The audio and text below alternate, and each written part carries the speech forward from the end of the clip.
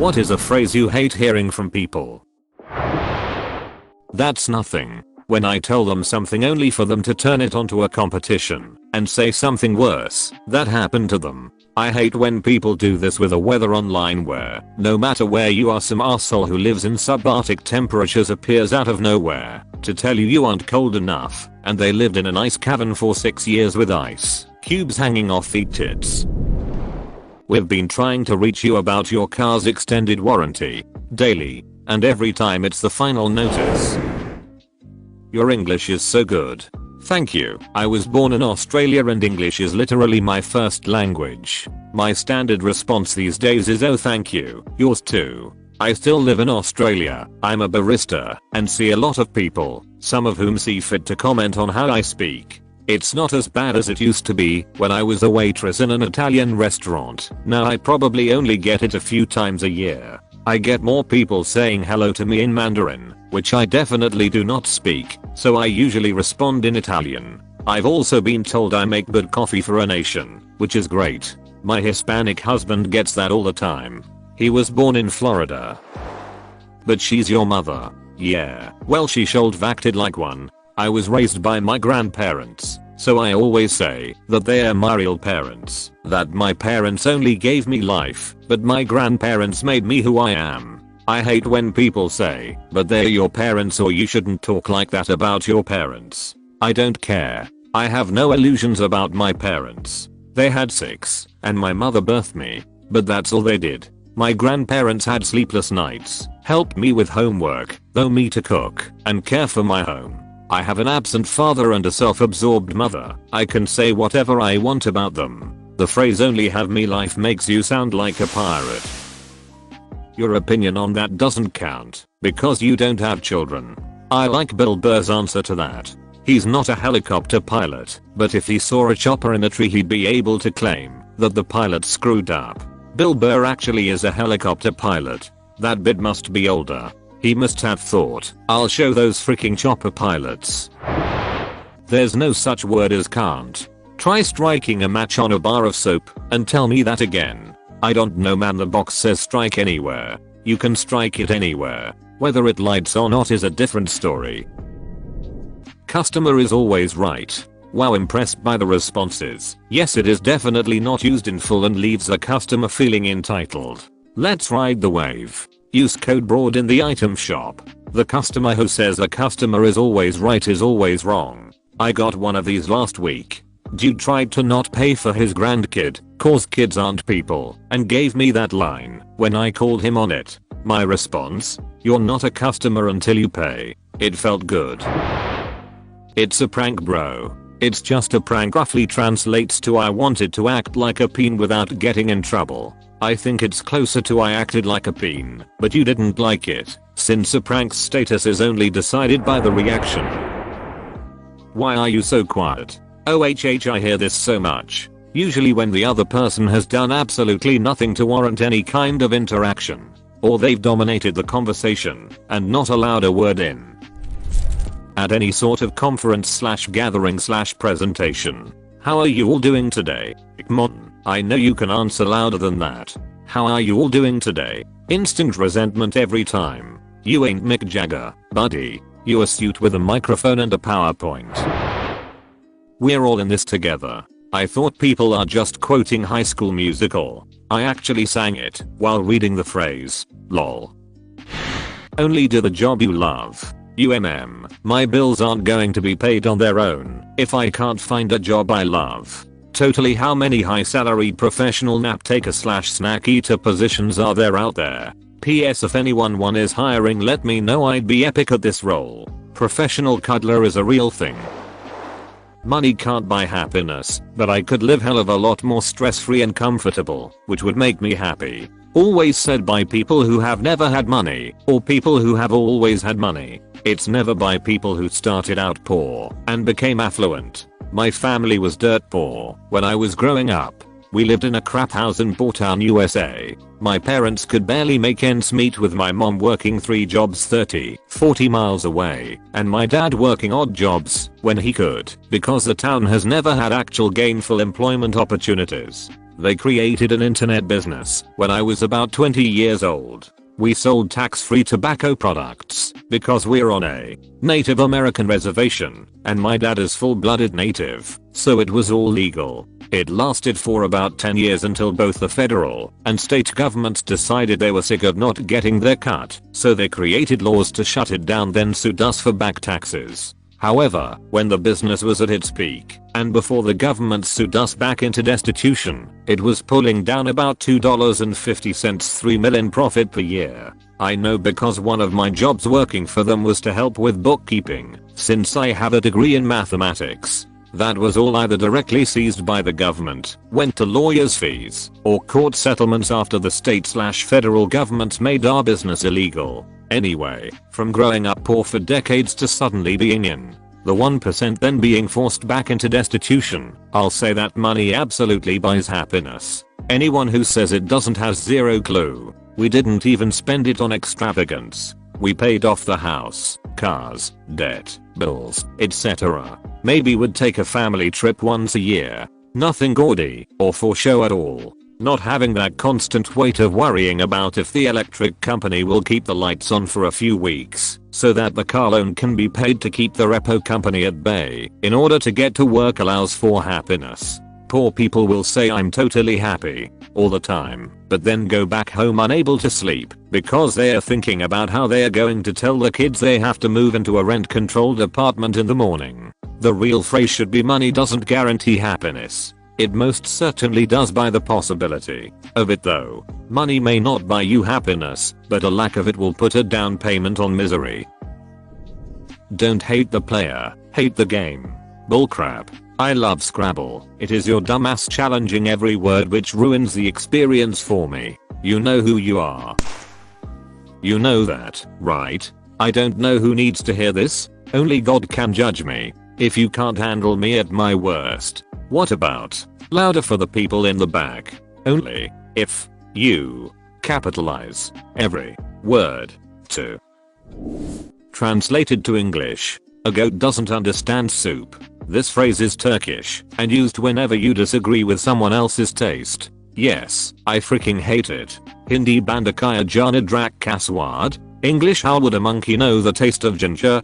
Conveys the same meaning in India as the opus. Tamil kazhud heku thiriayuma kapuravasne. English does a donkey know the smell of camphor? Guess there are similar phrases in various languages in India. What are you doing in my house? Oh, ye happened to me last week. I know it's 2 AM and you're my neighbor, but no reason to be rude.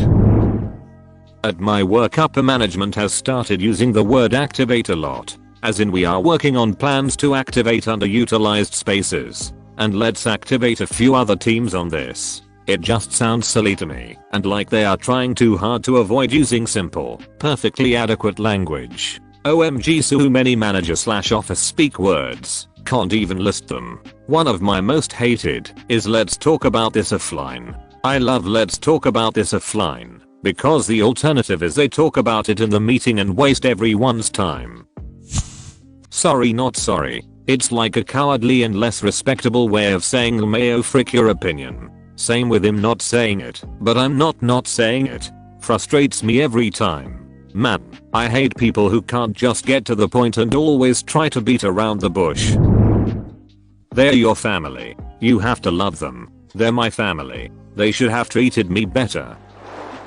New normal. It's just been so overused. We are more united than we've ever been before.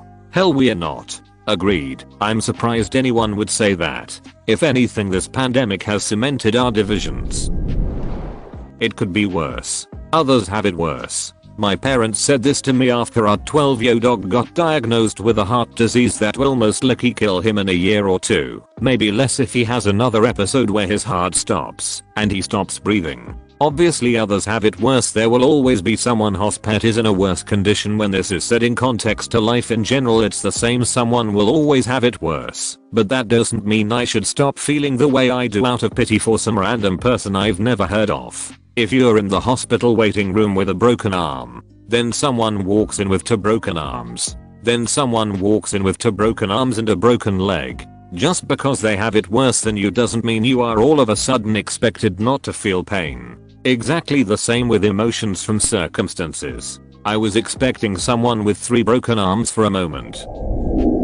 When you have your own children you'll understand. I've heard it from people who don't understand that I want nothing more than my own family, but being pregnant will kill me, and when I bring up adoption as a valid way of having childs they'll buckle down on that phrase as to say adopted kids are not the same.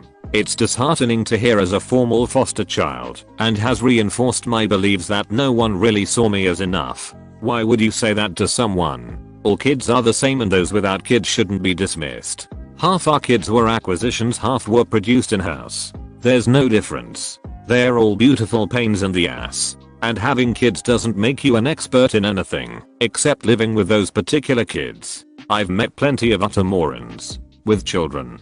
Screw those people. Why don't you smile more? Resting bitch face is more efficient. Smiling gives you wrinkles, therefore RBF keeps you pretty. You have it easy. Back in my day, I always had to. You have no idea how hard it was back then. Jobs were easy to find and etc. Mom, my stomach hurts, I think I need a hospital. You good? Back in my day we didn't have stomachs. My mom actually had a very similar approach. I used to have very painful periods and she never let me stay at home instead of going to school or the church. When I was young nobody cared if I was sick. I had to literally lose my consciousness in the middle of the mass before she changed her view. Let that sink in, IDKY. It just irks me and makes me think you don't fully believe in your argument. Just let the damn sink in. It's gonna be a cold night. That sink can come in when it has a goddamned warrant. We're a family here, $1 billion megacorp. Family doesn't treat family like that where I come from. Someone saying to a teenager these are the best years of your life. I'm in my mid-40s now, and most people my age remember high school as horrible and awkward. The more appropriate thing to say is hang in there, kid. I promise life gets better. Just get through adolescence the best you can. As a teenager now this is reassuring to hear. All the first phrase does is make me terrified of the future. Well, that's life, not that it's always bad, but it seems like it is sometimes used as a way to be dismissive rather than sympathetic when somebody is having a hard time, and that's a icy cold move to make him out. We want to give you room to grow. Regarding salary, I could care less. That implies that they could care less than they do. The correct phrase is I couldn't care less. I hate these word crimes. We're all in this together. Once we know that we are. My dog is called Romeo and every time I tell someone his name I always get to hear, has he met his Juliet yet? And after 9 years of jiggling moms I can't hear it anymore. You should respond with obviously not. He's still alive. It'll be a cold day in hell when I let him associate with Capulet scum.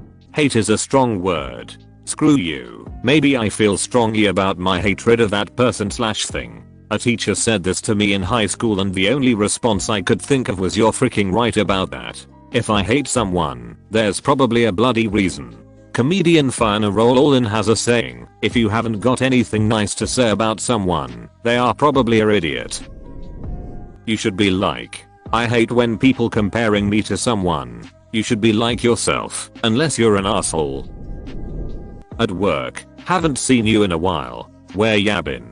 Working here 40 miserable hours a week. Partially depends on the person/delivery. Had a Marine when we were deployed in Iraq and almost every morning he would say, hey, thanks for coming in today. It was ironic, and I quite miss it. Even knowing it was coming still found it funny. That's just comedy. Can imagine him saying step into my office, then taking a step 3 feet in another direction and starting.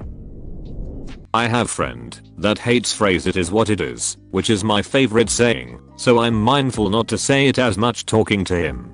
Haha, switch to, it do be like that sometimes. My favorite's been sometimes it be how it do, and it catches so many people off guard and I love it. When life gives you lemons, make lemonade. That's gonna be some crappy lemonade. Don't make lemonade. Make life take its lemons back. Get mad. Age is just a number, it's not it could get you arrested. When I say this, I mean like a 16 years old and a 46 years old. Prison is just a sentence. Jail is just a room. No offense, but I think people have been misunderstanding the intention or actual meaning behind these words as much as people have been misusing them. To me, no offense has always meant I'm not actively trying to attack you or make you feel hurt. My intention is to divulge some necessary information that could irk or upset you, but still used by people who mean to do exactly that. Overused to the point where, if you really do mean no offense, people still believe it's an underhanded comment or snide remark. Being offensive and being offended are two different things. I agree. The sentence is absolutely valid and sometimes necessary as a starter when debating or making an argument. I use now and then and I use it in the meaning. The first sentence may seem controversial to you, but listen to my whole argument and reasoning before you form an opinion on what I have to say / don't jump to conclusions. Low-key. And then they proceed to say something that in no way is low-key. That is, I low-key like Nikes when they own nothing but Nike. Like when Thor was all low-key. This is madness. But it was definitely madness, and not that low-key at all. That pun is mighty. We're laughing with you, not at you. Unless you're laughing too, they're just lying right to your face. Honestly, those who are truly laughing with you have no need to justify it, so you're just drawing attention to yourself when you say that. When are you going to have kids? Who on earth are you to not only insist I should stop and redirect my whole life for kids, but then put me on the spot and make up a timetable to change my whole life? Not everyone wants kids. Followed by, it's selfish to not have kids. To whom? The children who don't exist and never will if you don't have them, but you'd be such a good parent. Don't know why this one has been bugging me recently, but when mums, possibly dads too, I haven't heard them say it though, say thank you for choosing me to be your mama. Babies don't choose to be born, let alone who their parents will be. What? People really say that? As a kid my mother would tell me I told God to make her my mom. Weird as crap. Turns out she had a lot of weird religious and non-religious crap to say over the years.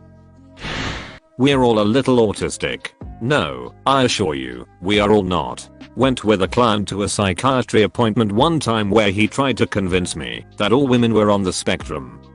No, they're not. Oh, that's an interesting one. The one I've mostly heard is women can't be autistic after almost all autism research was done on men and the diagnosis is based on differences from male behavior as well.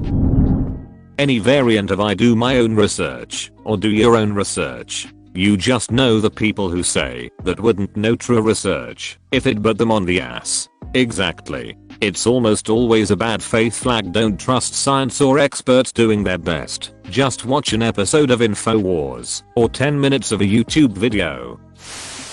Can you give me free art? I can shout you out on my Twitch with 20k followers so you can get EXP Osuri. Bish, you're a customer, not an advertising firm. Everything happens for a reason. No, it doesn't. The world is random and chaotic, sometimes cruel and sometimes wonderful, but telling someone who's starving on the street or someone who was trapped in an abusive relationship for a decade that everything happens for a reason is a good way to go about getting punched in the throat. Everything does happen for a reason. It's just that reason is more likely Steve is an idiot with no human decency or some of the bad sort of radiation hit the wrong bit of this cell, so now it's cancer than some unknowable being with immense power decided it should happen. You nailed it, things do happen for a reason. It's just the reason isn't supernatural. That said, I do understand why people who have been through unspeakable tragedy fall back on this one as comfort. See, it wasn't that bad. I'm going through CBT, and when people say that after I've exposed myself to something really difficult it just feels like they undermine how much effort and energy that took for me. I'm assuming you're talking about something else than cock and bull torture? Cognitive behavior therapy.